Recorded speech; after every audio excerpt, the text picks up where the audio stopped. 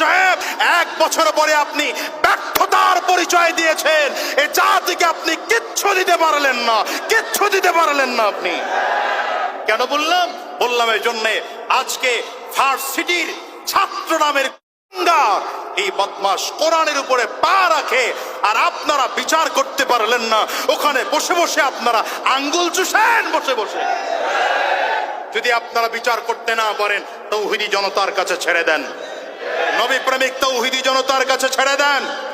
এখন এদের ব্যাপারে বলা হয় এরা নাকি পাগল। তো পাগল হলে তাকে ছাত্র হিসেবে ভর্তি নিলেন কেন? পাগল হলে ছাত্র হিসেবে ভার্সিটিতে ভর্তি নিলেন কেন? কি কথা বলেন না কেন? এটা তো আজকের নয়, স্বৈরাচার 17 বছর ধরে খেলা করেছে।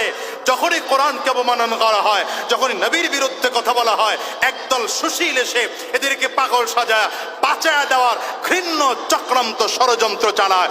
বাংলার পবিত্র পণ্যভূমিতে আমরা আর নবীর দুশ্মনদের জায়গা দেখতে চাই না, কোরআন অবমাননাকারীদের দেখতে চাই না। ঠিক কিনা আওয়াজ করে বলো।